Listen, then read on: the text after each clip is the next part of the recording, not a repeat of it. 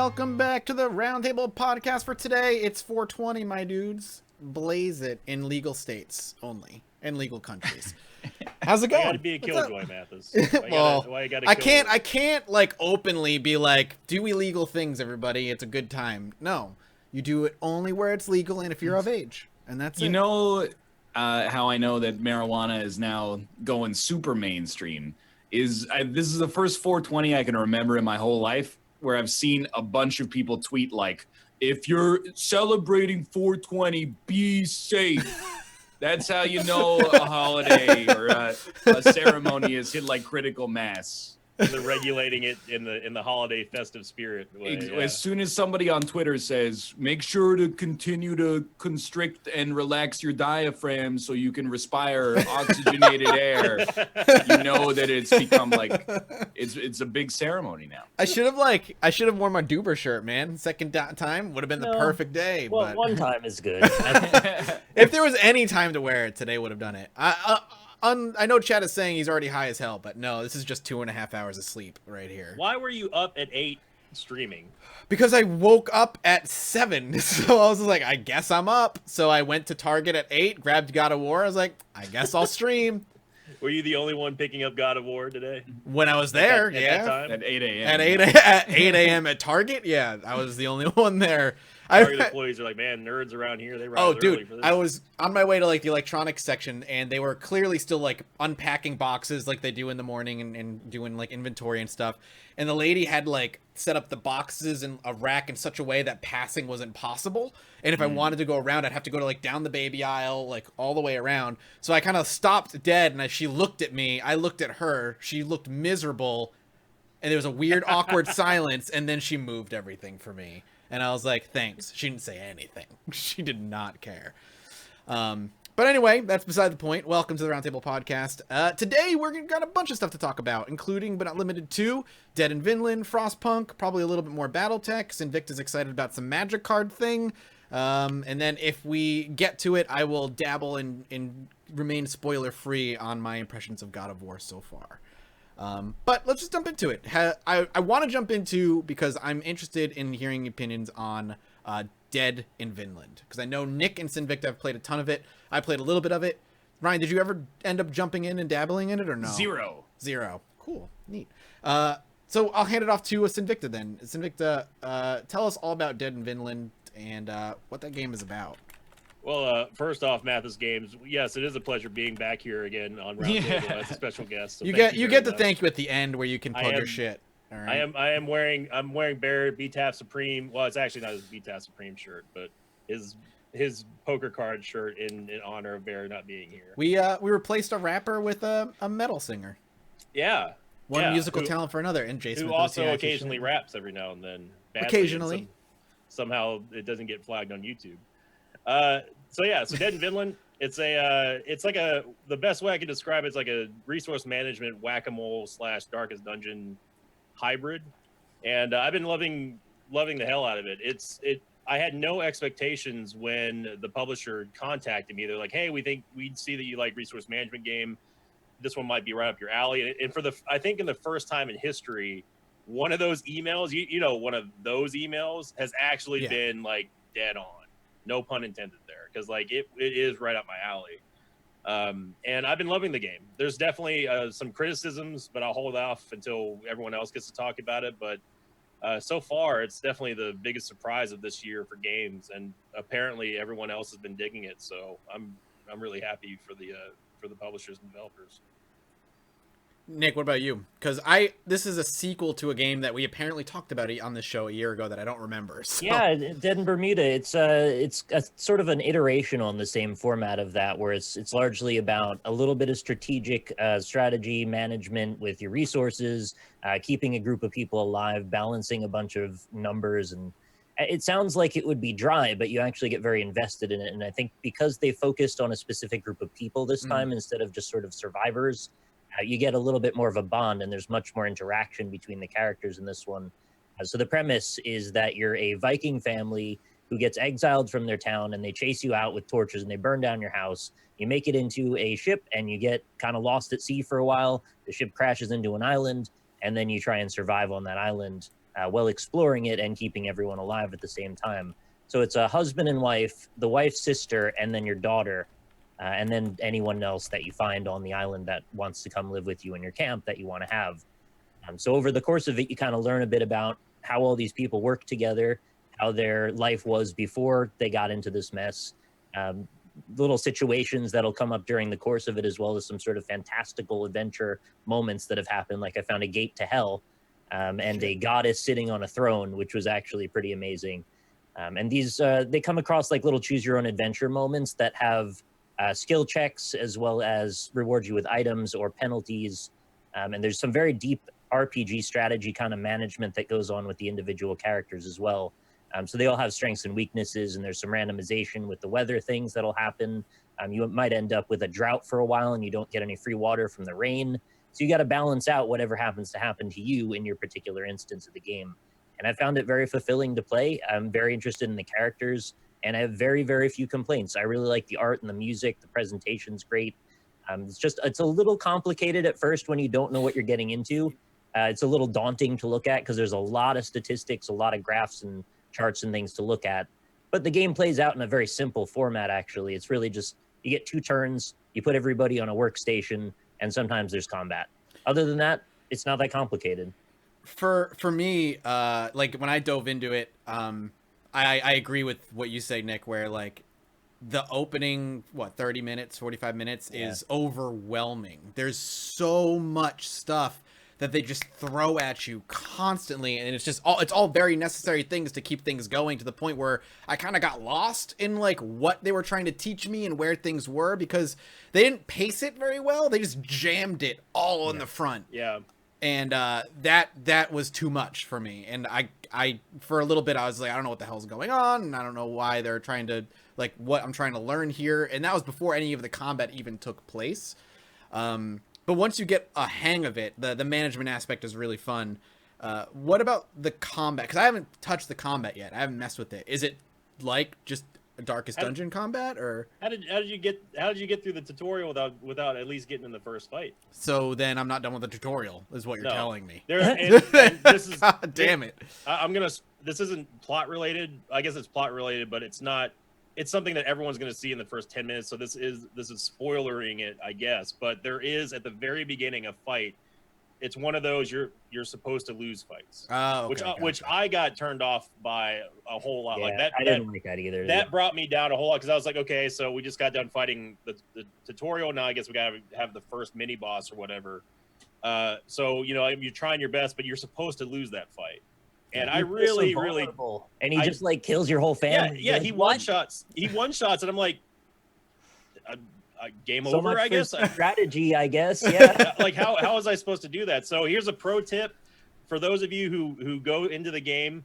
Just know that when the boss shows up, only bring 1 character. Otherwise, you're just going to end up with 3 characters that have wounds and don't do Jesus, that. So, man, that's ridiculous. Yeah, so once you go into the second fight in the tutorial against the boss, just bring 1 character. Don't bring a whole party, because you're even lambs to the slaughter. If you make that mistake, it's not a huge penalty. Honestly, it's very forgiving at the beginning.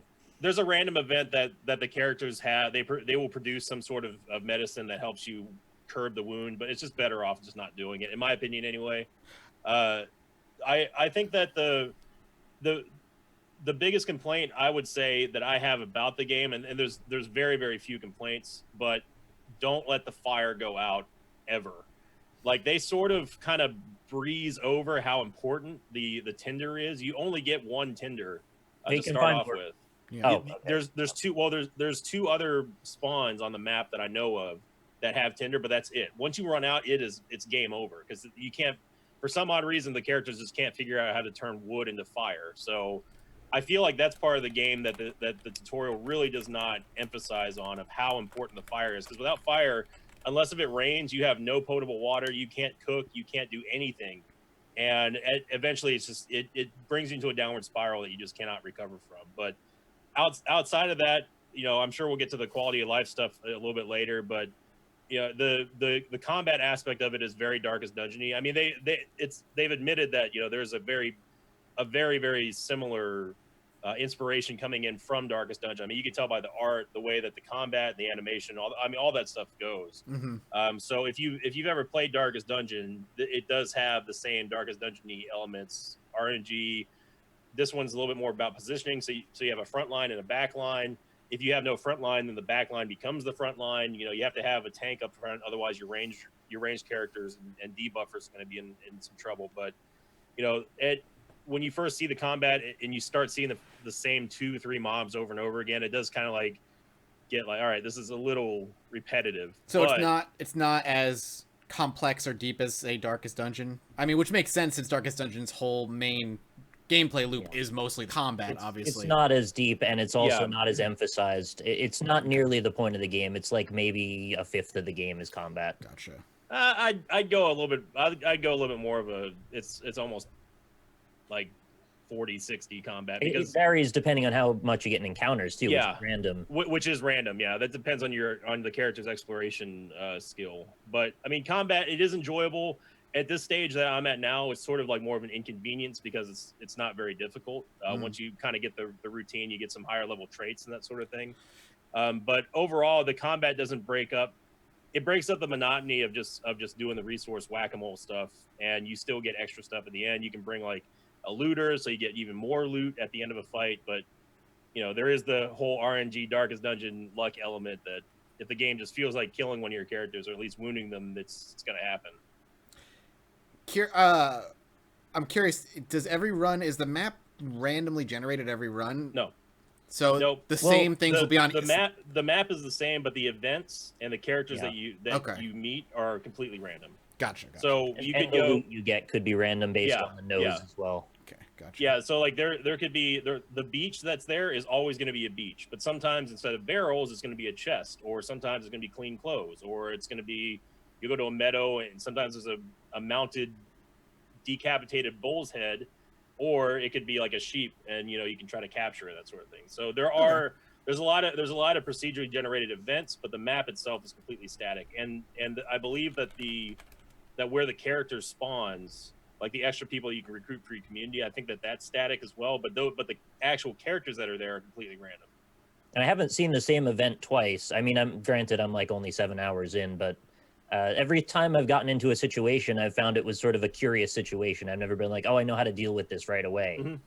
Yeah, you'll get a lot of that. There's a certain degree of it where they kind of leave stuff up to chance, where you're not sure how to make out what's the proper move.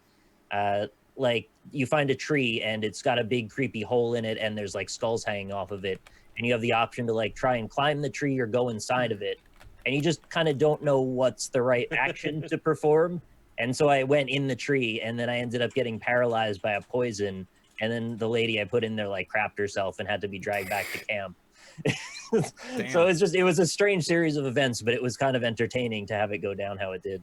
It's funny because like the whole point and click, like you think you're choosing your own story, and some of the logical stuff that you would do ends up completely not making sense at all. Like you'll go down and you're like, oh, well, I have a strength check to dig under this barrel. Let me just do that real quick. And then there's like a crab that's underneath that like causes you a little bit of injury damage. You're like, well, I wasn't expecting that. So even though the most obvious seems like the wisest and most logical choice, the game throws you a curveball. It's like, you know, if you fail a skill check, you're somehow going to get damage from doing whatever you're doing. They always want to keep you on your back foot, so there's no like chance that you're going to be having an easy time sailing through everything. Yeah, and that's good. I think it's good for replayability. Yeah. Now the quality of life changes that they need to do, the biggest one that they've already addressed and they said they're going to patch out is being able to skip a lot of the dialogue, because on the replayability factor, I've done probably 8 or 9 different runs now at this point in the game, and it is extremely boring to have to like just click through every single dialogue. It's like I don't need to hear what the characters think about the new fishing pole over and over again, you know. Like I just want to get like right back in the action. So the devs, they are addressing it. They said that that's their top priority right now is to be able to have a quick dialogue section that just blows by all the dialogue, so the replayers like myself can get back into the game and see if we can get a better run going. They do currently let you skip by the whole tutorial section, though. There's like a quick start. There's a quick start, yeah. But yeah, that doesn't address that there's like 10 or 15 workstations that all have an accompanying cutscene at the end of the day. Yeah, I hear you that would be a bit frustrating. Since I'm only on my first playthrough, though, it's all still exciting for me. eventually when you get to number 2 or number 3, Nick, you'll be like, okay, like Yeah. I just want to get past the first part of the beginning tribute and then go from there, you know. And even then, like every time I build something new in the camp, I already know what they're going to say. The only thing that differs between that is the dialogue, depending on what random characters you found out and recruited in the map. But really, that's the only biggest complaint that I've got about the game. I think Ryan might be going blind. Might be. I was just cleaning my glasses. What do you think of Dead in Vinland, Ryan? Probably never gonna play it because it's. I mean, it looks fine, but I just want to play like BattleTech instead. I mean, if you got to choose, yeah, BattleTech. I don't really want to get invested in like 2 strategy games simultaneously. There's nothing against the game specifically. Right. What were you gonna say, Nick? Before I have like one complaint that's probably my biggest issue with the game, and that's just there's just like grammar and typo issues sometimes in the text, and it's silly. It really doesn't affect the game that much, but of all the things that I have to gripe about, that's probably the most frustrating one for me.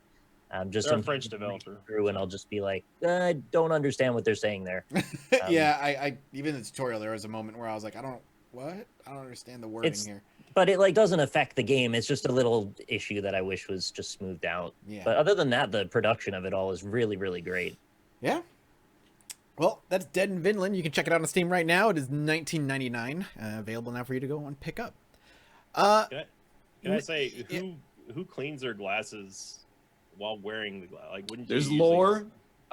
This is I took them off last week to clean them, and it led to a cursed image of me without glasses on. So now, honestly, at this point, I'm just gonna clean them while they're still on my face. And if anybody has a problem with that, then you refer to the lexicon of why it's taking place like this. Okay.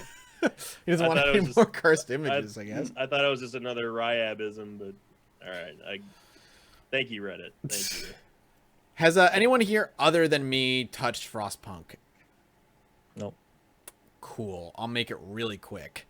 I have a code. I could peep it right now. I mean, you know, a little late on that. Frostpunk is from the developers of This War of Mine. It just came out. It is a city builder management game. The quick sell that I can give it to you is banished, but in a snowstorm. Yeah. And the idea and the way it works, what makes it so unique, is that in the center, when you build your town, so in the center of the map, there's this big steam generator. And the way you build the town is always around the generator itself. So it's always in circles on this kind of grid, and it goes out in multiple rings away from the generator. And so the temperature is always freezing.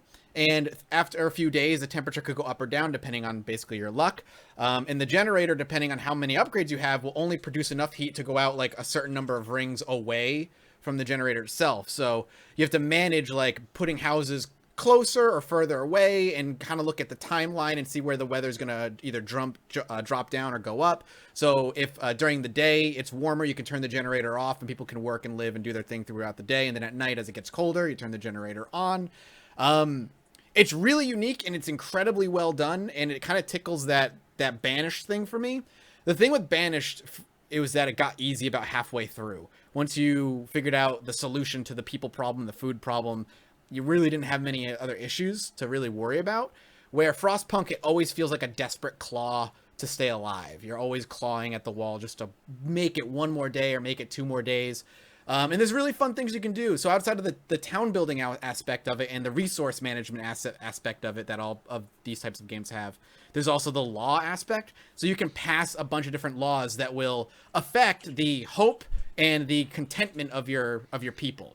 So if people are really hopeful and extremely content, it'll be way easier for you to pass something that says, all right, new law. We're not going to put up a graveyard for bodies. We're going to bury them in the snow for potential future use.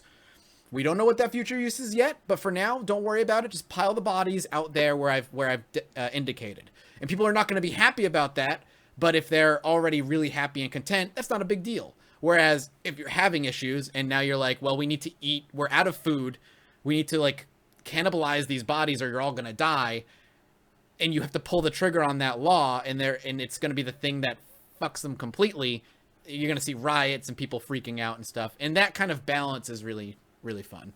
I enjoy it a lot. I would highly recommend checking out Frostpunk if that's your thing, but I will leave it at that. Why is everybody cleaning fake glasses, real glasses? Do you have glasses, Mathis? No. None? No. Good genes? I guess so. Visually speaking. Yeah. At Yeah. least. I mean, I've got some sweet jeans on right now, but you know what I'm saying. Dockers? Oh, shit. American Eagle. What do you think? Of course. Of course. Of course. Needed that. Well, Ryan, I have no idea what you played this week, so how about I hand it off to you and say, what have you been playing this week? Yeah, I was a little pissed off, honestly, that you were like, if we have time, we can talk about God of War. I want to talk. I thought I was the only one who played it. At 1 a.m. last night, downloading God of War and being like, I gotta at least play one thing for the podcast. All right, then tomorrow. let's. Oh, I didn't want to hear spoilers though. I haven't played it yet. We'll keep it spoiler free. I promise. All right, let's do the God of War talk now, since I think it's just gonna be me and Ryan talking about it anyway. Yeah. All God right. of War Yeah, go ahead. seems very good so far. So how far into it are you right now? I have defeated the first boss fight.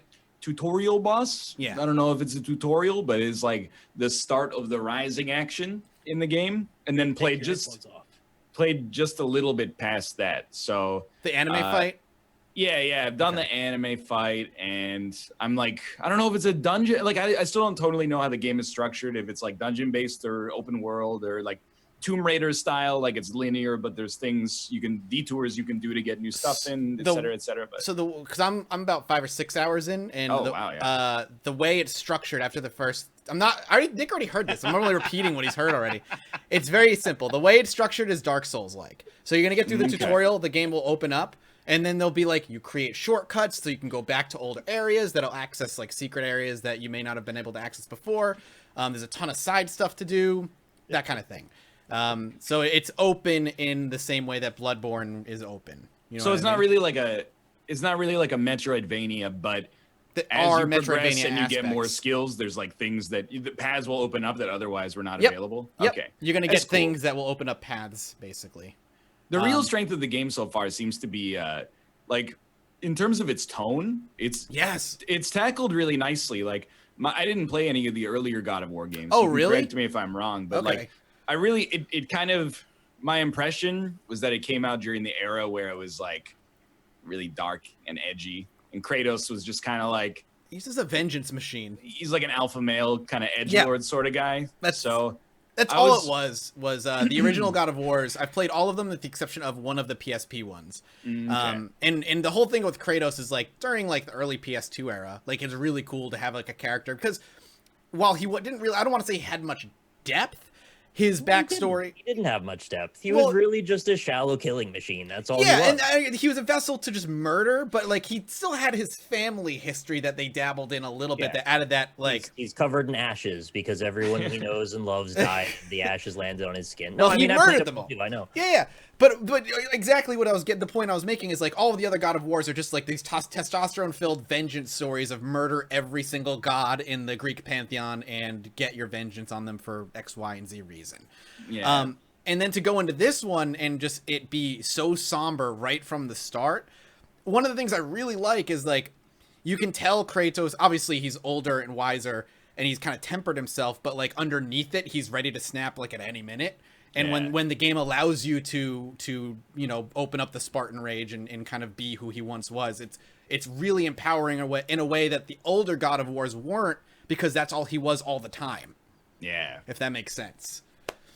Yeah, they really open up, I think, with it. He's like reserved, and I thought that was a cool touch. As much as I think there's also room for like a DMC style, just absurd character action. Bayonetta, another good example, is just kind of like frenetic right from the get-go. Something that's a little bit more tonally somber, and then when it actually pops off, it feels a little bit more interesting, is also cool. So it's been good so far. I'm playing on normal difficulty, so I can't really say it's easy, but like it is largely a lot of R1. That R1. also like changes drastically as you play and start to Okay, unlock at combos and magic and stuff.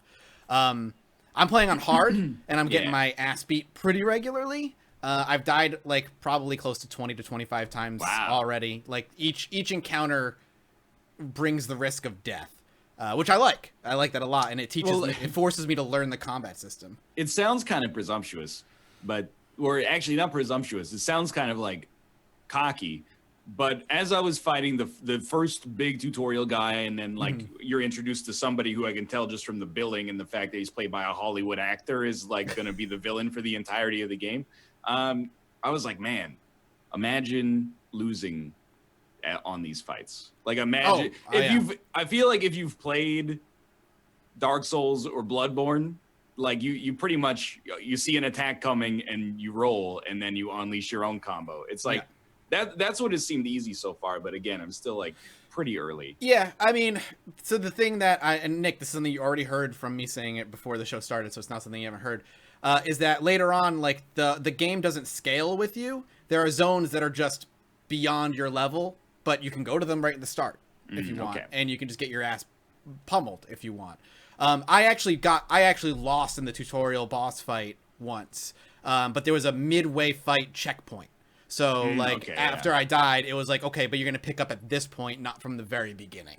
And most of every time I've died, the checkpoint's always right before the fight, so you can just get right back in and try again, which is nice because I mean, obviously Dark Souls is a little bit more punishing when you get sent back to like a bonfire and stuff, but this game has really beat me into the ground, and it's I enjoy it because it's forcing me to learn the intricacies of the fighting system and the upgrade system, and I that's something I actually really like too, is the upgrading system and the loot system and stuff, which opens up a little bit later for you. I don't think you're there yet, but I love it. Does all combat terminate in a quick time event like it always used to? There is no more quick time events. They're gone.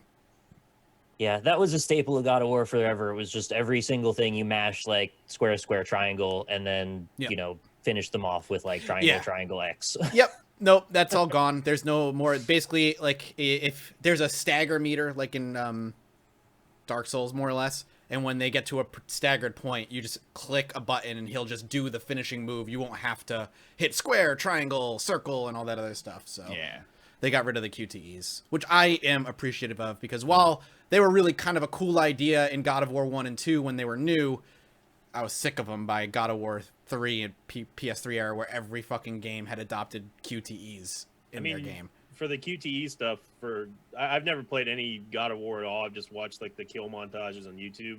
It always, like, you might as well just be watching, like, you're just clicking the next button on like a spectacle fighter like highlight reel, basically, because it's hard to say, yeah, look what I did. More like, oh, it's just a scripted event. So that sounds like it's a good change that they removed all that stuff. On top of that, you would end up fighting the same monster sometimes 5 or 6 times in a row, and it was always like, rip the eye out of the Cyclops again.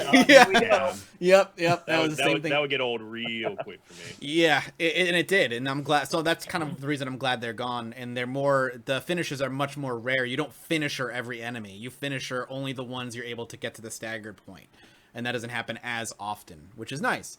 The other thing I want to say I like a lot is, while I would say like the lore of God of War isn't really special, the story and the lore of this one is really interesting. There's a lot of stuff that I'm very curious about, and it's weird to say that about a God of War game where, again, the first 3 are just about you going through the Greek pantheon and murdering everybody, and that's literally it. This one, there's a lot more questions, and they hint at a lot of things, and you can learn about the world by just exploring it with your son. It's really cool. I like it a lot. They've changed it up, but I think in every way has so far been really good. So I'm glad you're enjoying it. I'm pumped to continue playing it. Hope tomorrow. So yeah, I'm gonna start. I'm gonna like replay it on Tuesday, like starting from 0. Are you gonna do that stay for it on Tuesday medium streams for a while? or normal? Or are you gonna go to hard? I might crank it up 1, but I don't know. Don't go to God of War difficulty. Oh no, that's absurd. Like, I'm not. I don't have anything to prove here.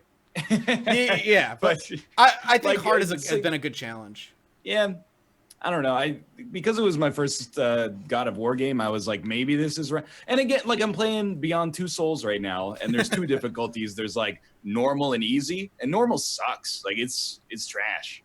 I hate the fact that it's QTEs, but they don't put a prompt on the screen. So I was just being a little bit overly concerned. Beyond Two Souls yet? Nah, I probably have like this week. I should take. I'm take excited care to of hear it, I your think. thoughts on that trash fire.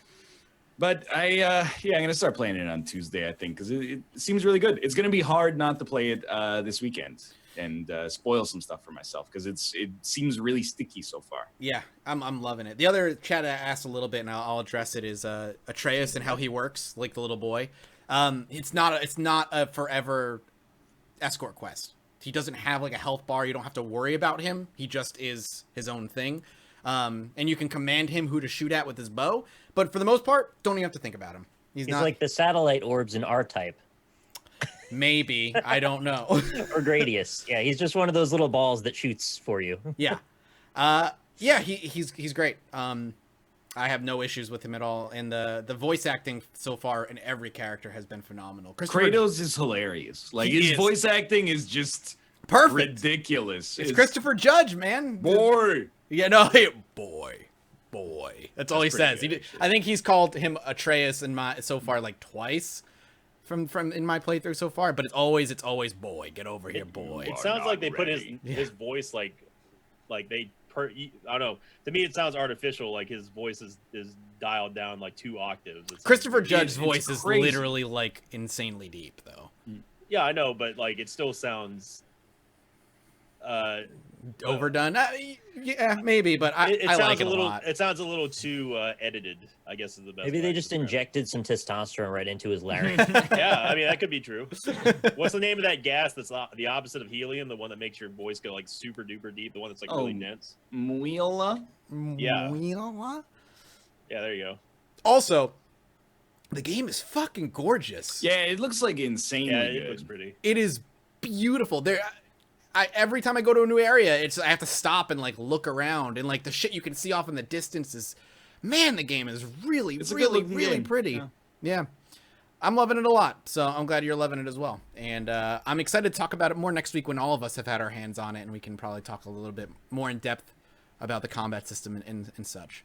Have you been playing anything else, Ryan? Or I mean, like the usual. The Dead Cells update good? Okay, that sounds like an interesting conversation. So, like, Dead Cells is like, I'm struggling with Dead Cells right now. I also just got something like directly in my eye. Time to take off they your really glasses. Want me to take my glasses off today? Yeah, exactly. Luckily, there's a cloth that you can use.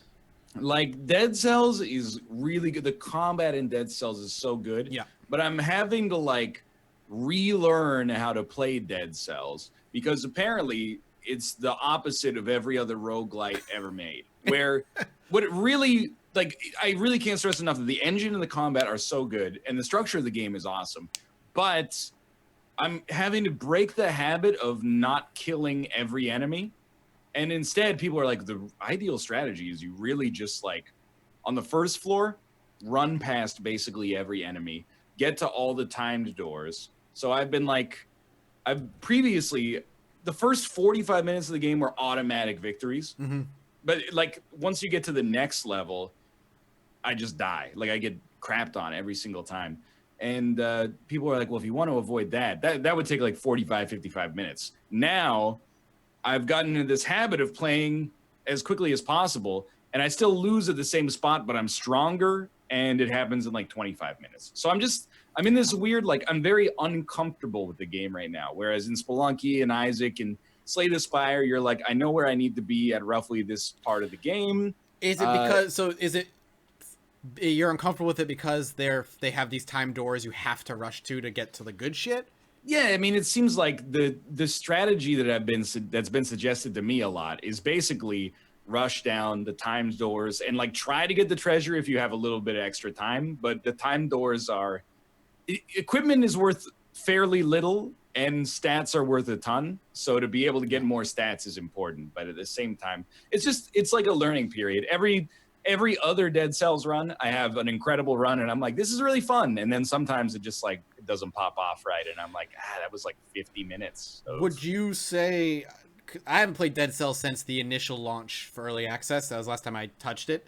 And I remember the time doors, but I never really tried nor cared about them. Would you say that the time doors are like just a bad design decision? No, I mean, it's too early to say. Like, I think I need to, I think I just need to play more and get used to the idea that you're supposed to be running. Because I'm learning to break the habit of killing everything. And I had one run where I basically like never fought, and I was incredibly strong. Like my stats were getting crazy strong. I was easily making time doors, and it was a good time. So I need some more practice. Not fighting anything a good time though? I mean, the thing is like not fighting is not necessarily a good time, but fighting is not always a good time. Once you get strong enough, you're just like YX, YX, YX. So like the fun in that game, I think, is really like constructing, like you basically have like 4 spots. Yeah. You have a primary, a secondary, and 2 skills. It's like getting a synergy to work there. Like, hey, I got a primary and a secondary that scale with red or the same color. And then they also do plus 100% damage to fire. So then I got a fire grenade, which also scales with red. And then I got a bear trap that keeps enemies in place. And then you like trap them, throw the fire, and then just go crazy on them. But I think like that's the most fun part of the game is that puzzle of trying to put together the Rubik's Cube of like, what's the ideal way to kill things as quickly as possible. If they changed, the one really positive thing they did is they changed leveling. So it's not just like what they changed about it. Well, I can't even remember what it used to be, but like you'd pick up a scroll and you'd have like one of 3 things to put it in. Yeah. Like they've done the same thing, except it's not like damage, cooldown, HP. Mm-hmm. Instead, there's all of them scale HP and all of them scale damage, but only within a color. And then, so like red weapons tend to be fast and hit hard. Purple weapons are like ranged or elemental. And then green weapons are like shields, basically, or the occasional sword. So they got rid of the entire, like, you can either pick ability power, HP, or what, strength was the other one? Yeah. So everything gives like, gone? It's basically gone. Okay. Everything gives you HP, but the more you put into one specific color, the less proportional HP you get. So it starts like I got you. plus 40, and then it's plus 25 until plus 0. That sounds like a lot better because you get sort of an even power curve going up as you progress through the, like, you're not put down to like a moral choice of, well, I don't know if I'm going to get a good ability power, you know. So I think that sounds like it's a little better. Originally they kind of wanted you to have to adapt your run to what skills you end up finding, but now it sounds like they want you to be able to decide how your run works. I think it's still, in my personal opinion, I tailor what I level up into based on the what I get, essentially. So if I get like a lot of purple stuff, then I'll level up purple because it gives you damage scaling in that department as well.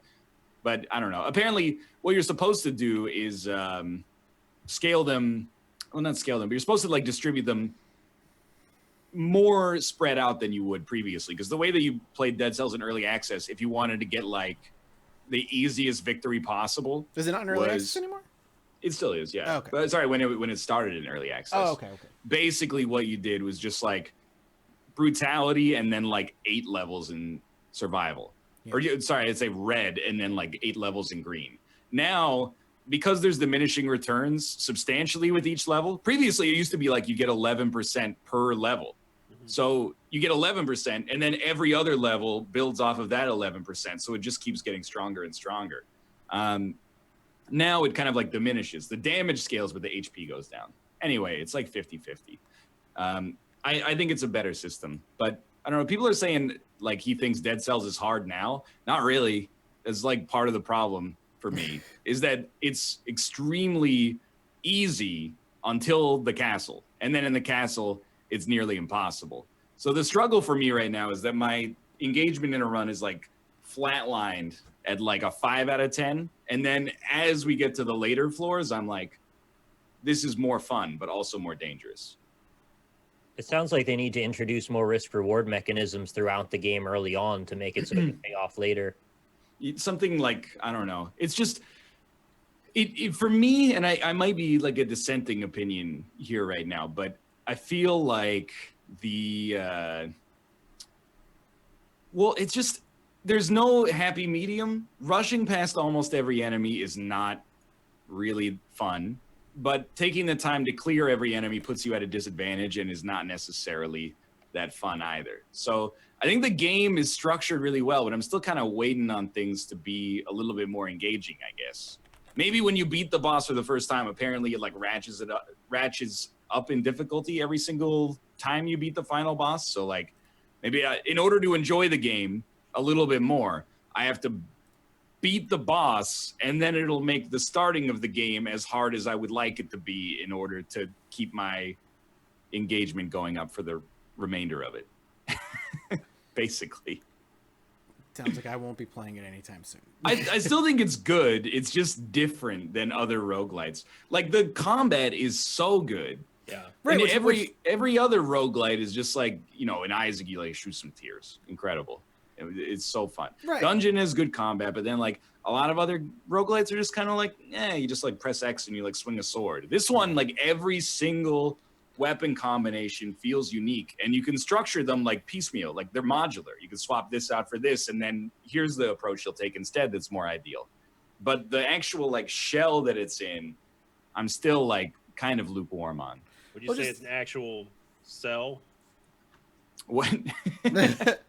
I think he was making. They need to strip the combat and the action of it out of that format and put it into a proper Metroidvania adventure game, and then it would be fantastic.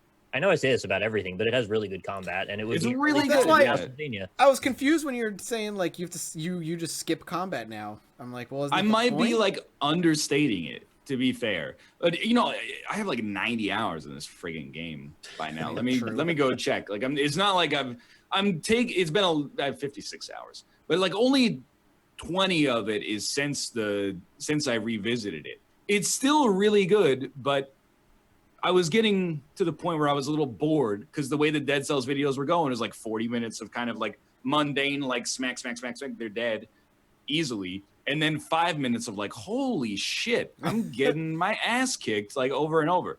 So now I'm trying to run through levels and get to time doors, but it just feels wrong to be like, hey, there's 20 enemies here. I'm just going to like wall jump over them and then get to the time door and then like rush it down. So that's my struggle right now. But I've been having more fun as I've tried to play it faster. You definitely do. You feel like some roguelite shame, some roguelite guilt, because you're like, I'm probably leaving some stones uncovered here. It doesn't feel right, but yeah, I just don't like having a timer always over my head. I know that's like your thing with getting to boss rush all the time, but I can't handle it. It makes me stressed out. Yeah. I prefer completing everything, filling out the map, killing everything on the map. And so if they could reward you for doing that just as much as finding the time doors, I feel like then you'd have two viable options. But right now it seems like only one is viable. Yeah, it's really weird that they're just like, well, if you want to get to the best parts of the game, you have to ignore the rest of the parts of the game. You have to play how we tell you to. Yeah, there has to be some sort of compromise, I feel. The thing is, like, the enemies drop gold. Gold is used to get treasure, but treasure is not that important. Right. Like, and once you get to like a certain threshold, if you remember in Dead Cells, the way that it works is when you die, you carry over like a certain amount of gold to your next run to give you essentially a head start. Once you get over the threshold of like, I have enough every single run to buy something that I might need, you're good. So killing enemies gives you something that's almost valueless. And you get gold from the time doors anyway. And then if you make it to the time doors, you get extra scrolls. And every extra scroll is like another 15% damage up in whatever category you choose, plus HP. So that's crazy. That's such a weird design decision, honestly. Like it's different, yeah. On the outside, at the very least, it's muddled to me. Like they don't quite know what they're trying to do there. I still think like they've got a great combat system and they've got a good sort of setup for a roguelite, but it's not quite there yet. It's really long if you do everything, and if you don't do everything, it doesn't feel like in Isaac you'll look at the map and be like, I don't need to do that room, and psychologically I'm over that. Like I can do that no problem. In Dead Cells, it's like you go into a room and the doors are open, and you're like, well, there's the boss door. I'm just gonna run through every single room and like never do anything, fight the boss and make boss rush. It's like if Boss Rush gave you like 5 items, you would be like, I would skip every item room to go to Boss Rush. That would be nice. It would be nice. Weird. It's funny how you related some of it to Isaac. What I was thinking was that like Is it Ruka time? that sounds like Tomo. No, Is it Tomo or Ruka? it's Ruka. I've been saying that like I feel that like Sack of Sacks and Baghead actually delay a run fairly significantly. Well, yeah, because yeah. you wouldn't think that having to stop and open a sack and then loot or check like the tarot cards that drop like has all that much time added onto it. But when it happens like multiple times per room, you know, that sort of sounds like the same conundrum that you're talking about for Dead Cells with the fighting and stuff. I mean, to be honest, I never even would have considered that walking, just simply running by the enemies was even an option. Yeah. In the game, but I can see how that becomes a necessity if the main goal for you is to get that first 3.5 minute door or whatever the first time door is. So I mean, I guess that makes sense. I don't know. To me, it seems a little silly to have such a combat focused game where the first seemingly 2, 3, maybe 4 levels is not using the combat at all. You're just running by it. So that seems like a little bit of a disconnect in design that Nick was talking. It sounds a little bit. You know, on the other hand of it, it might actually be a totally intentional design that this is their way of alleviating how frustrating it is to have to fight through everything. You've already played the game 5 dozen times, so you know what's going to come, and you just run past it because now you're incentivized to hit the time doors. So it's their way of saying, okay, we get it that you've played enough of this. Don't even fight them anymore, just run by. But you said you didn't like that, though. So no, I don't. I'm just saying that it might be intentional in that way, that they're giving you an out to not have to. I got you. Yeah. I mean, as someone who likes to play things quickly, I still find it unsatisfying. Is what it comes down to for me. It's weird because like people have pointed out correctly, like you can take your time and do everything. It almost feels like lose-lose instead of win-win. Like, sure, you could go fast to get the time doors, or you could go slowly and get everything. And then if you take the harder path, you know, you get more scrolls proportional to the difficulty of the floor. So you can take forever.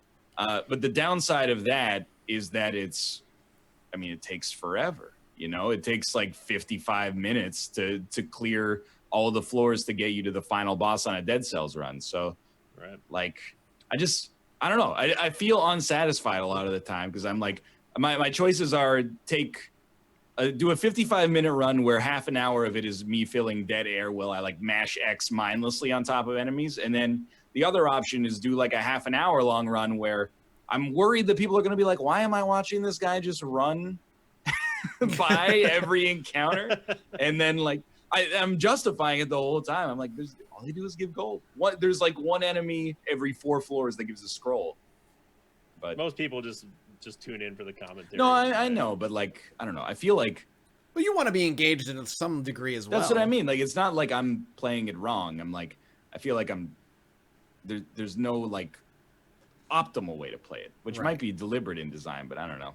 The bigger question for me is how much can skill get you by at the end if you don't get all of those extra optimal things? Is there a chance that if you play some later area in the game just right, you're going to be able to get further? Or is it like you just have no chance if you don't maximize? Well, that's the other thing is like it's compared to other roguelites, it's much more skill-based instead of being luck-based. Because like you can absolutely get runs that are better or worse than other runs. You know, you can get lucky synergies that are set up from like the first floor from that time onwards. But like, you know, every single run is like a minimal baseline of power that I think would allow you to beat the run. And that's kind of what makes it a little less engaging to me as well. It's like, if you hit every nook and cranny, you're probably going to be roughly fine. Like, I feel like almost every single run I have kind of hits that same like power level pretty early on it. So it's like Isaac again, like theoretically every win or every run in Isaac is winnable because it is possible to pretty much negate all damage if you're just good at. Well, yeah, but in Isaac, like you might have a run that's like, you know, if you get like Tammy's Head Brimstone, you just like space. In this, I feel like no matter how strong you get, like you never get every floor is within like 80% of the length of time that it would take you to beat it on any other average run. Gotcha. So you never get those satisfying moments of just steamroll.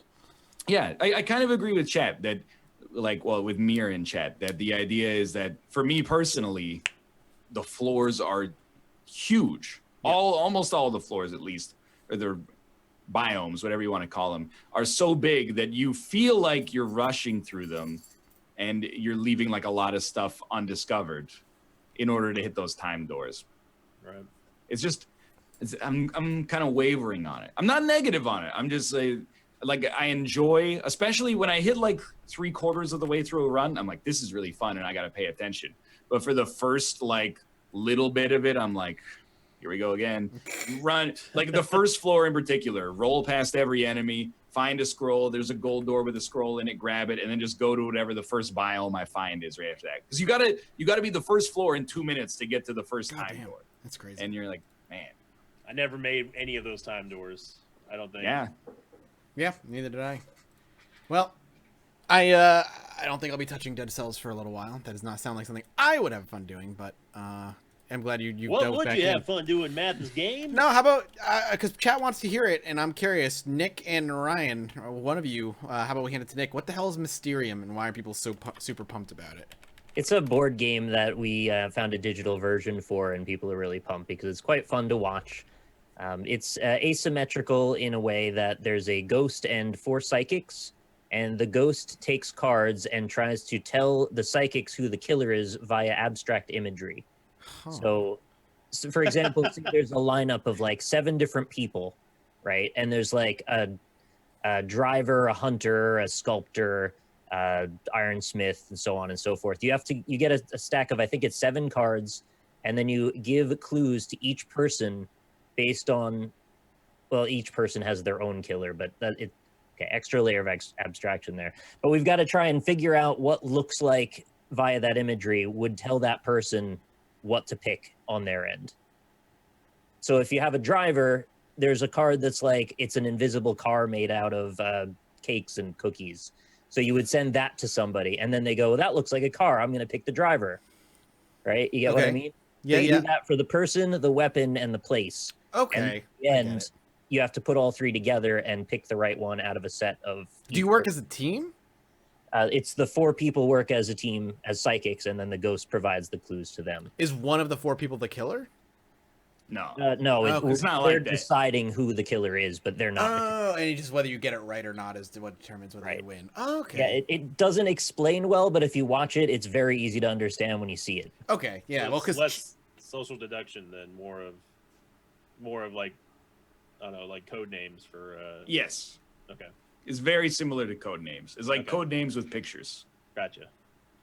all right, well, that's cool. I didn't know it was a board game. I thought it was like a weird multiplayer video game, but that sounds cool. Speaking of board games, why don't we segue real quick into Sinvicta chatting about Magic, apparently, because he's gonna go do something.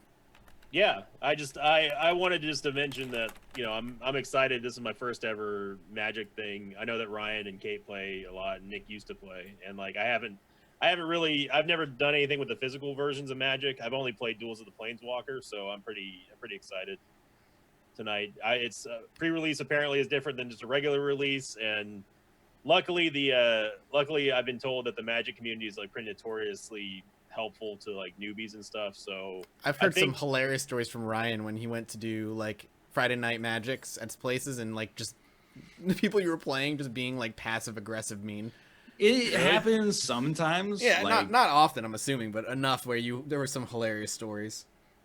Yeah, like there's a lot of normal people who play Magic, and then there's a lot of people who perhaps are not socially adept enough to realize that It's a card passive game? aggression is something that people can pick up on really easily, or like biting sarcasm. It's not like you're sneaking one by and stuff like that, or being really patronizing. So, but I mean, for the most part, it's fine because like you play for like 40 minutes and then you're like, if you don't want to, you never have to talk to them ever again. That's true.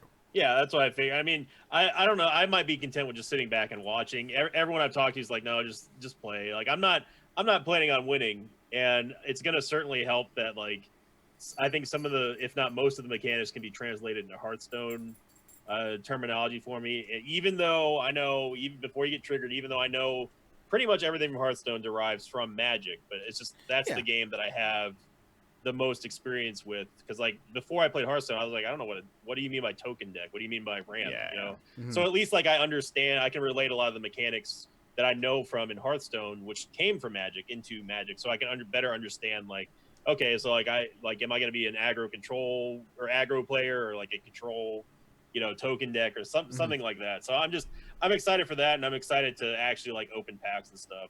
And I used to collect basketball cards, so that sort of that it's almost like gotcha. It's like old school gotcha games, you know. Yeah. Scratch off. It's like sort of like the scratch off mentality. It's like, you know, this pack could have a pretty good card. That's might be what able to turn it into a little bit of a that's why I profit, had you to know? stop because Yeah, I that's don't what I know. hear. That's another common thing. People are like, yeah, it's punishing on the wallet. But I mean, it'd be nice to pick up a hobby that, you know, is card related again, because I actually really do enjoy collecting cards. I just the towards the end of my Magic stint from a year or two ago, whatever it was, I just remember having bags of boosters and just dumping them all out and just going through them looking for like the cards that I wanted, and just being like, well, that was like $150 of wasted money because I didn't get what I was looking for, and I'm like, oh, I gotta stop this. Apparently everyone's jazzed for Dominaria, though. Boogie is like going like absolute batshit crazy for this new one. I mean, and then I was told that like every Magic player does that, and then like a week later, like, oh, this is the worst set that's ever been put out. Pretty much, yeah. It's basically how Hearthstone goes. So, but I'm excited. It's going to be a neat social experience, because I've never done Friday Night Magic before, and I'm going to feel like a fresh fish out of water sort of thing. But it's going to be fun, even if the people suck, which they probably will. But you know, the thing is, like, it's any hobby that has like a financial aspect to it there's a certain poisonous element of people being like really annoying about it. Like, the thing that wore me down about the Magic community is, you know, you talk to people, you'd be like, yeah, you know, we bought like a couple of packs after Friday Night Magic was over just to see what we get. And they'd be like, you bought packs? Don't you know?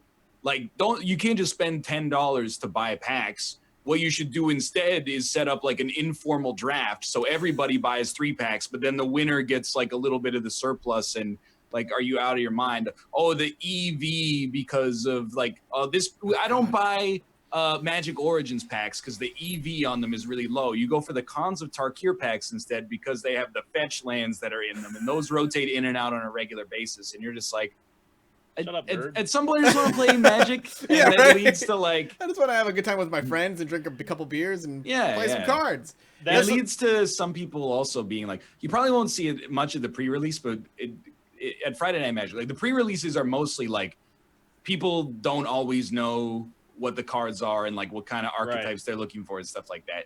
It's mostly just fun, and the pre-releases are a great time.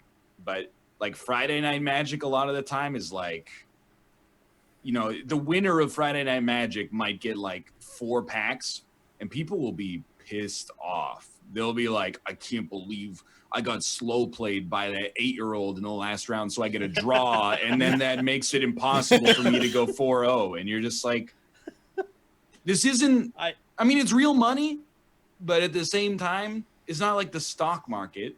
Yeah. Like, if you want to be that focused on finances, go invest, I don't know, invest in crypto and free real estate. Like be like go work in finance, but instead to be like, oh yeah, I spend my Friday like trying to make sure that my $6 Friday Night Magic entry fee pays for $10 worth of value is like sad. Yeah. I will say one thing I love about just no matter what breed of nerd you meet in the world, like, they're always so willing to like just gush at the slightest moment that anyone mentions anything that they're like really passionate about. They go like from 0 to 60 in like 0.5 seconds. Like, when I was casually asking about, you know, well, what would be the best, this is me at the card and game shop.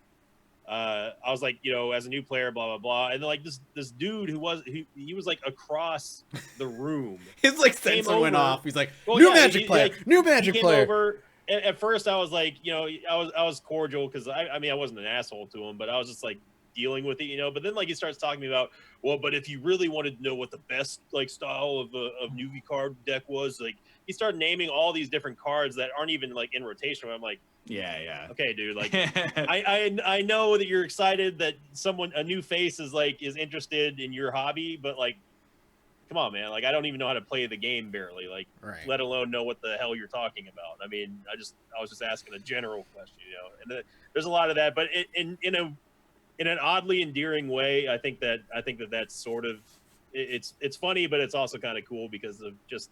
You know how bottled up some of the other players are. They're like I just want to talk to somebody about my because they don't have a ton of people to talk about. Exactly. Yeah. I mean, it's and so that's why I wasn't a douchebag to him or anything. I was laughing about it later. I was like, dude, I had no idea what this guy was saying. So thanks for the info, man. But yeah. Long story short, I'm excited. I'm looking forward to having a fun time tonight.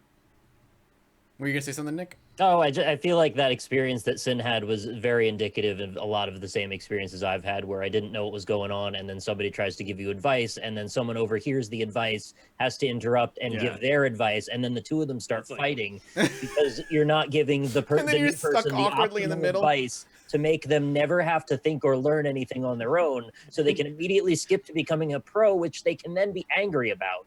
Dude. The number of times just kind of like I'm sorry I asked. I'm going to go back to playing Hearthstone. We like schlepped over to Friday Night Magic in rush hour traffic at 6 p.m. just to like have fun. And then they're all best of 3 rounds. You like lose round 1, and then the guy who beat you looks at you and he's like, "You're not going to sideboard?" So it's like, I don't really care that much if I lose.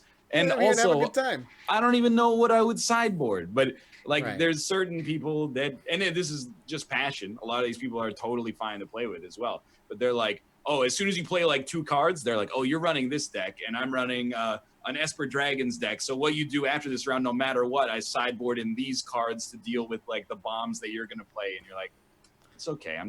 I got a 60 card deck. I'm going to roll it. If I get the perfect draw, then that's fine. If I don't, then that's cool too. I will say that I got the whole spectrum from people on my Twitter and Twitch. I was like, I got cheered for getting this deck, which I know is reversed, but then I got like completely crucified for having this deck.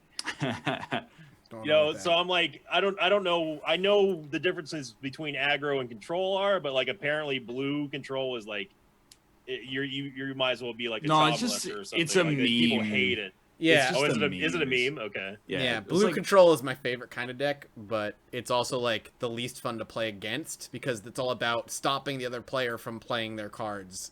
So it's like slow just play. Yeah, it's all about making control. Sure. I mean, I played control before. It's all about just making sure the other player doesn't get to have fun.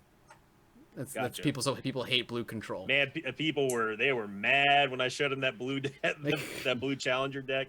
I was laughing because of how mad people were. Because I'm like, I don't know what the difference is. Are the archetypes still the same for colors these days? Like blue was about control, black was always about like poison damage, white and was like graveyard play and creatures. White's healing, yeah. Red is direct damage. Still that? Yep. Pretty much, yeah. Pretty much the same. People have been telling me that knowing me, if they've ever seen me play Hearthstone in the past, they said like they said red, black, aggro or something like that. So I'll be looking. I mean, I don't know what cards I'm looking for, but they just said with my style that I used to play in Hearthstone, they said like I'd be more acclimated to doing that. But I mean, I'm willing to try any. I'm looking at bright-eyed and bushy-tailed. So whatever I can have fun with is all I care about. Are there still gold cards? Yes. Yep. Nice. What are gold cards? Tricolors. They're like multicolored creatures. Yeah, you need like 3 or more colors to play them. That's pretty neat. Yeah. Magic's fun. I don't ever want to go down that road of Zendikar is where I tapped out when I was hunting those like fucking legendary lands. Matt, the next time you come to town, man, me and you hitting up the card and game shop. No, I am right done. after Rudy's barbecue. I'm done with that. I'm done. I would play Friday Night Magic if instead of Friday Night Magic, it was like Saturday afternoon Magic. Yeah. Why Saturday afternoon? Because Friday nights, I mean, first off, why not like a Wednesday morning Magic? Because people work. Yeah, but if people were guaranteed people with to be real there. jobs work at this. I'm just saying, avoid the rush hour. Find a time. That's what where I there's mean. nobody Like there. to like drive for us, it was like supposed to be like a 10-minute drive, but because of rush hour, is like 45 minutes. Yeah, it was okay. crazy. And then you get there, and we might have like 70 people at Friday Night Magic. So it takes forever to organize, and then the pairings go up, and then it's 40-minute rounds. Sometimes it goes to an hour because somebody takes forever. And you're like, you're starting your drive at like 5:30, and then you're getting out of Friday Night Magic at like 11. Like, that's too much. Yeah, it's just crazy. That's a lot of time playing Magic. Sorry, I know that we were just gonna mention Magic cards. I didn't mean for it to turn the whole thing. You're talking to a bunch of ex-addicts, so it's all More good. or Dude, less. like, just hook it to my veins. I'm ready to go right here. I can't get back into it. No, I'm good. I'm excited. Whether or not I'll get hooked on it, I mean, who knows? I think you'll have fun. I think you're gonna have a good time. Magic is a That's all I'm looking good for game. is- It's a fun game. It's a strategic game. It's just a money sink. That's all. Yeah. So, cool.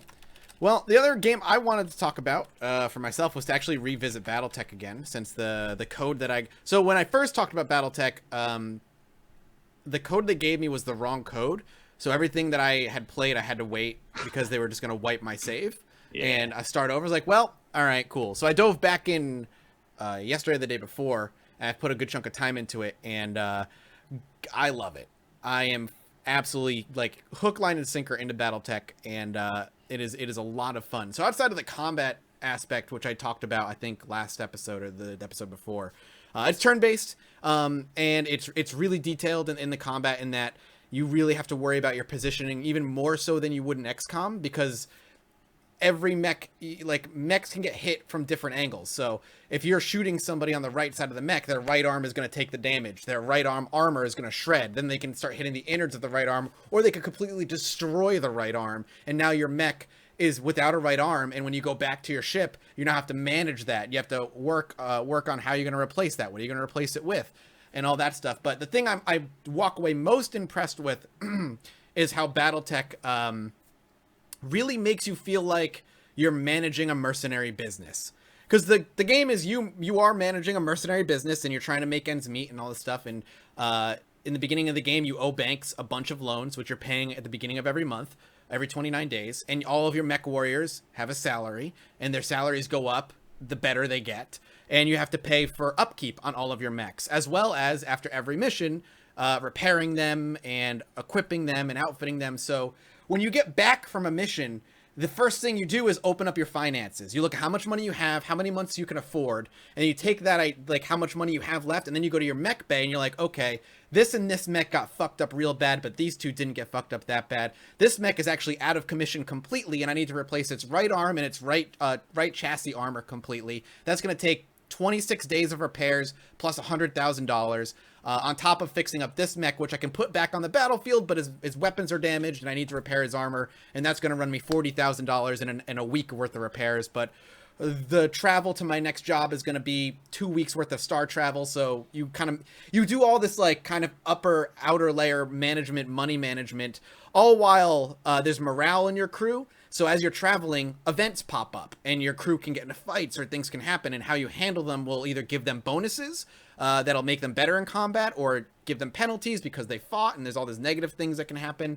And you can upgrade your ship and all this other nonsense. And that, for some reason, that made me feel more invested in the game. It's a big sandbox game, but the idea of being a manager over this company that you're running in this world that is run by war, and war is basically the only way to make money, is really cool, and I'm into it. I know you just yeah. what everybody wants in April is Yeah. another game where you I know, right? Yeah, more money management. balance the books. I don't know. There's something about it. I don't know. It's that I guess it's it hits that same nerve for me that a lot of city builders do, and it's resource management. And when you do it well and you do it right and things are going your way, it's really rewarding. And the depth of which you can manage your mechs and how you want to outfit them, as I kind of talked about before, is super complex, and it's really fun, and I fucking love it. It's a lot of fun. But you said, Sinvicta, I know you said you had questions. I just don't know what those questions were. I mean, when TV first talked about it, I was under the impression it was going to be like Mech Warrior, Earth Siege, that sort of similar vein. I Like did first not know, person? Yeah, I did not know Oh. it was going to be like an XCOM Yeah. positional strategic simulator game. Yep. So that I actually was a little bit I was disappointed with that because I've been wanting like an updated version of Earth Siege for the last like 50 years now, you know. Yeah. So I watched play Battletech when I think it was the first day that the embargo lifted Mhm. last week or a week and a half ago, whenever it was, Yeah. and I was like, it doesn't seem that much different from XCOM, and I feel like I would relate a lot of the mechanics in the game and try to compare it with, you know, XCOM 2, of course. And like I was a little taken back by that it wasn't a new mech warrior ish. It was Right. more just No, it's it more was of an a XCOM with mechs. it's in it. more of a direct translation of the tabletop that it comes from, which is And I never played the tabletop, so yeah, it's like from the 80s and all this other stuff. But I will say that the turn-based combat is more difficult and more complicated than XCOM, in my opinion, because you're not just like moving and shooting and positioning. That's not. You're also managing your mech's heat bar. So certain weapons cause a bunch of heat. So if you have a laser heavy mech, you're not going to be worrying about ammo. It's all infinite ammo, but you're going to be building up your heat sink. And if your mech becomes overheated, he's going to start taking damage. So you need to be like, okay, plan a couple moves ahead. I'm going to do this move, fire my medium and long range lasers, and then take the next move to cool down and burn off extra heat. It's turn based though. It is right? turn based, yeah. Okay. But it's not turn based in that it's like your turn, then the enemy's turn. There's 5 turns, and each mech, depending on its speed, will go on one of those 5 turns. So it could be like 2 of your guys, then 1 enemy, then 1 of your guys, then 3 enemies, and then your last mech. And that's kind of like the rotation it goes through. So it's a little bit more in-depth than that. And you also have to worry about ammo. So missiles and autocannons all use ammunition. So they may do a lot more damage and generate very little heat, but you have to worry about now replenishing your ammo stock between missions if you use a missile-heavy mech that just eats through your long-range missiles and medium-range missiles. And that's something you have to worry about. Each of your mechs also has stability. He has a little stability bar. Certain weapons will hammer away at their stability, and if that stability bar builds up, your mech falls over. And now with your mech on the ground, it's easier for them to make targeted called shots. So most of the time when you fire at a mech, you just pick the mech, you choose your weapons. Each weapon has a percentage chance they're going to hit, depending on the distance the mech is from your mech. But you can go into a called shot and be like, all right, I want to actually aim for their right arm, or I want to actually aim for their head, or I want to shoot for their leg, which is a lower percentage chance to hit. But if they're knocked over, it's a higher percentage chance to hit. So there's a lot more going on than in like XCOM, where you're like, I move, I shoot, or I throw a grenade, I hit end turn, and that's the end of it. You're worrying about positioning. You're worrying about the way your mech is turned, because if your back is turned on an enemy mech, there's way less armor on the back of your mech than the front, so they can just hammer away at it and maybe even take you out in 1 or 2 turns. So How forgiving is it? Not very. So it's sort of like Into the Breach then, like in a way where you can completely screw yourself if you take the wrong position or wrong turn. Yep. You got to really think like, okay, then these guys are over here. This mech can move X number of distance, and that comes out in 4 days, doesn't it? Yeah, the 24th. The 24th, yeah. I don't know. The more I hear about the game, the more I'm just sort of I'm disappointed by just I had it was arbitrary, I'll admit, but You were hoping for Mech Warrior. Yeah. Well, there's a new Mech Warrior being made, so you can get that one. No, yeah, that's what I heard too. I thought that this was going to be related to that, but I mean, same universe technically, but yeah. I mean, I'll probably end up playing it, but I feel like between Into the Breach and just recent plays of XCOM, I'm sort of like, and on top of that, I know it's not related to Dead in Vinland, but it is sort of strategic. I'm sort of like, I almost have too much of a good thing going on, So I may wait on BattleTech for a little bit, or maybe not. I mean, it's a time sink. It's going to require a lot of your time. I'll be curious when Ryan dives in how much because I feel like Ryan, you're going to either fucking love it or you're going to hate it. Yeah, and it tends to happen. And I don't know what side of the coin you're going to flip on, because I know you love XCOM 2, but I'll be curious if this is too in depth, because not that you can't parse it, but it's just going to eat up so much of your time. Each episode for me is going to be like, each episode's like an hour. I do 30 minutes of like, crew management, mech management, and then 30 to 45 minutes of a mission on the ground. And you have to deal. The other thing you have to deal with too, like things on top of all the money, you deal with your reputation. And certain guys won't give you a job if your reputation is too low, and you have to worry about how people perceive you. And there's just a lot of things that I love, but some people might despise. We'll see. I kind of crapped on Into the Breach, so like I'm feeling pretty smart lately. Smarter than yeah, usual. it's nothing like Into the Breach, but I don't know how many victories you got. and Into the Breach? Yeah. Oh, none. I dropped that game. I got one. That's Into the Breach is pretty. It's a different kind of strat. It's different. It's not the same. So I may not be like smart enough to play Into the Breach anymore. it's all that Dead in Vinland you played ate up all the strategy brain. Hey man, hey, resource management whack-a-mole is a real genre. All right? I'm not saying it's not. Dead in Vinland, from what I've played so far, is a good time. It's a great game. But it's a great game.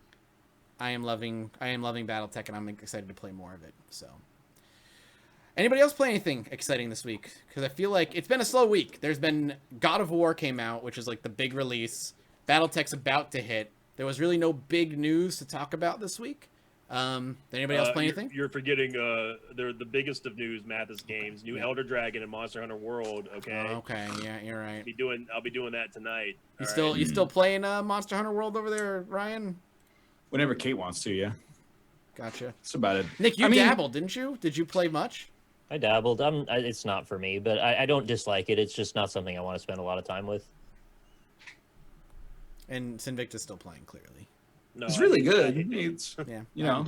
The new stuff's gonna be awesome. That I've been playing just Summoner's War on the side as well. Still plucking away at that game, which is basically a digital version of Magic as far as money sink is concerned at this point. Cool. I've got new Slay the Spire character next week. Oh, is it the last one? Well, it's the third one. The third right, one. but they're only going to do 3, right? Well, maybe 3 in the base game, and who knows? You know, I might 1 million Steam consumers really incentivizes making some DLC. Oh, holy shit! We're gonna see more than 3 characters. I can almost guarantee that. That sounds cool. I will pick that game up eventually, but they changed Wraith form. Have you seen the new changes? Yeah, I didn't playing it. I didn't know that they changed Wraith form. It's a good game. Completely. Yeah, Slay the Spire is good. It's intangible. Cool. Yeah. Well, then if that's it, then that's it. That'll wrap up this week's episode of Roundtable Live. Bearless episode, so I had to take the reins, so it was a shit show, but that's just how it's gonna go. If I have to host. We weren't expecting anything more than that, Matt. Listen, I'm glad the XSplit problem happened prior to going live as opposed to during it live, so I'm fine with that. I can't do a good bear impression, so I'm just not even We don't need try. to. You can do a Sinvicta impression. Sinvicta, thank you so much for joining us this week and filling in the blank spot. Where can people find you? What you got going on this week, etc., etc.? You can find me over twitch.tv/Sinvicta. Also, check out my Bandcamp page because we just got done recording vocals last night for our new song, which will be coming out hopefully within the next week or so. So you go to sinvicta.bandcamp.com. I'll be streaming after Roundtable today, checking out the new Elder Dragon, like I was talking about in Monster Hunter. And I still do publish YouTube content. It's pretty much relegated to only Darkest Dungeon and Isaac right now, but you can find that over at youtube.com/Sinvicta316. And thanks as always for having me. Thanks for being on, man. Yeah. We will get the VOD up as soon as possible. I'll get the VOD over to Bear when we can get it for his YouTube channel. We'll get it up on all the iTunes and all that good stuff as soon as we're done. A big thank you to all of our patrons of the $20 tier: Julian Avelsgard, Scotty119, Ricky Grist, Brizzle Brip, B Supreme, Online Entertainer, well, Mediocrities, Justin, Jin, I'll be there for you, Falco, Simmerfret, Cowboy Chemist, Eric Schooley, Stephen Aoki, James Peed, Peter Simpson, Ella Spice, John Kalchik, O Tamaz Games VR, Jakar Sampson with a dance number, Cole Noir, Talks to Wall, Colby Klein, Greenlight, Orange Saltzman, and of course the subscribers that Streamlab decided to record, which is NL Likes Boys, Hotter 356, Hypothetical Walrus, Hayas 212, Bicanito, The Dark Lord, Kubop, Talks to Wall, Mr. Wizard, and Oblong Sphere.